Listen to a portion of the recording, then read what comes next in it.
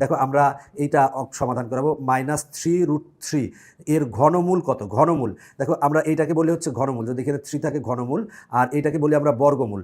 তাহলে আমরা দেখো ঘনমূল বের করবো, তো এটা ক্যালকুলেটারে আমরা খুব সহজে বের করতে পারবো। দেখো এটা হচ্ছে বর্গমূল বা রুট, এর নিচে কিন্তু ঘনমূল আছে, তাহলে আমরা শিফট প্রেস করে এটা প্রেস করব, তাহলে দেখো আমার ঘনমূল এসেছে। এবার ঘনমূল অফ -3√3 আছে, তাহলে লিখবো -3, এরপরে দিব √3 দিব, √3 দিব, দিয়ে আমরা ইকুয়াল প্রেস করব। ইকুয়াল প্রেস করলে আসছে কত? -1.732 আসছে। তো আমরা এবার অপশনে দেখবো যে কোনটা, এখানে √3 সমান কত, এখানে আগেই মাইনাস আছে, তার মানে √3 সমান আসছে √3, এটা প্রেস করো তাহলে আসবে 1.732, তার মানে এখানে মাইনাস আছে, তার মানে এইটাই হচ্ছে কয়ই হচ্ছে অ্যান্সার। সব মডেলের ক্যালকুলেটরের নিয়ম কিন্তু একই, যে কোনো একটাই পারলে বাকিগুলোও পারবা। এবার দেখো -7√7 এর ঘনমূল কত, তাহলে আমরা ঘনমূল বের করব। তাহলে দেখো এই ক্যালকুলেটরটার ক্ষেত্রে আমরা যে কাজটা করবো সেটা ঘনমূল লিখবো, এই জন্য শিফট এই যে এইটা প্রেস করবো, করলে দেখো আমার ঘনমূল এসেছে। এরপরে -7 দিলাম, এরপরে √7 দিব, √7 দিব, দেওয়ার পরে আমরা ইকুয়াল প্রেস করব। ইকুয়াল প্রেস করলে আসছে হচ্ছে -2.64 আসছে, -2.64। এখন আমরা কোনটা সেটা দেখব। এইটা যদি দেখি অপশনে √7, যদি দেখি √7 ইকুয়াল টু কত আসে, দেখো এইটা প্রেস করব, 2.64, তার মানে আগে মাইনাস আছে, তার মানে এইটা আসে। এইটাকে যদি তুমি করো তাহলে ভাঙো, তাহলে এইটা আসবে, তার মানে ঘ অ্যান্সার। এখন আমরা এইটা সমাধান করব, বলা আছে এত এর ঘনমূল কত, তাহলে আমরা ক্যালকুলেটারে করব। এখন আমরা 100 ms থেকে দিয়ে করবো, একই রকম সবগুলা। তাহলে আমরা দেখো শিফট এইটা প্রেস করব, তাহলে ঘনমূল আসলো।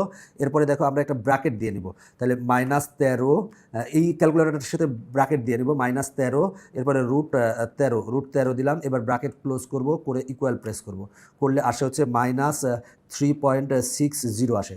তাহলে -3.60 কোনটার ক্ষেত্রে আসবে দেখি তো, √13 সমান কত আসে, √13 ইকুয়াল টু আসে কত, 3.60, তার মানে এখানে মাইনাস আছে, তার মানে এইটা সমান এইটা, তার মানে ঘ অ্যান্সার।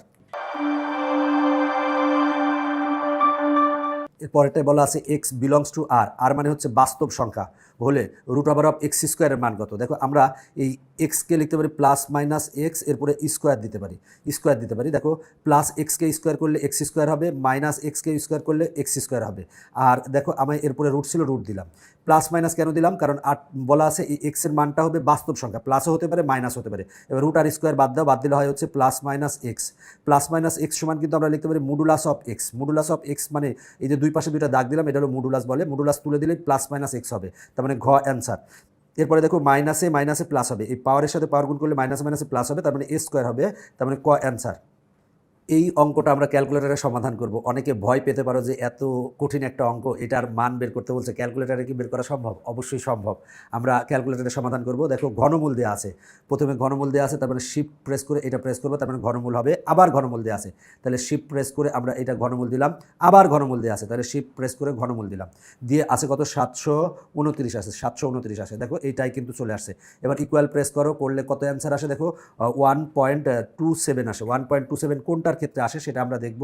মনে করো যে এটার ক্ষেত্রে যদি দেখি 3 টু দি পাওয়ার 1/9 আছে, তাহলে 1/9 উপরে দিব 1 আর নিচে দিব 9 দিলাম, দিয়ে ইকুয়াল প্রেস করলে কিন্তু এইটা আসে না, 1.1 আসছে, এখানে 1.12 আসছে, কিন্তু এখানে আছে 1.27 আছে। এবার তার মানে এটা অ্যান্সার না। এবার আমরা এই অপশনটা চেক করব, তাহলে 3 টু দি পাওয়ার আমরা 3 টু দি পাওয়ার দিব 2/9, তার মানে উপরে দিব আমরা 2, উপরে দিলাম 2 আর নিচে দিব হচ্ছে কত 9 দিলাম। এবার ইকুয়াল প্রেস করব, করলে কত আসে দেখি 1.27 আসে, 1.27 আসে, তার মানে খ অ্যান্সার।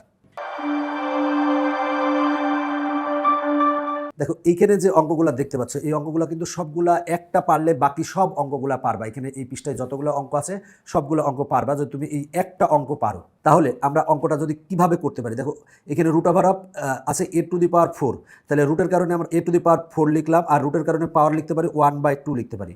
এবার এই যে এই a⁶ আছে লিখলাম a⁶, আর এই রুটটা কিন্তু এই টোটালটার পরে, তাহলে আমরা এই টোটালটার পরে রুটের কারণে পাওয়ার দিব হচ্ছে হাফ, রুটের কারণে পাওয়ার হয় হাফ।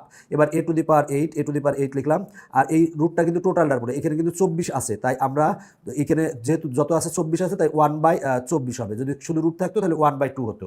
এখন আর কিছুই না, জাস্ট ক্যালকুলেশন করো, তাহলেই তুমি পারবা।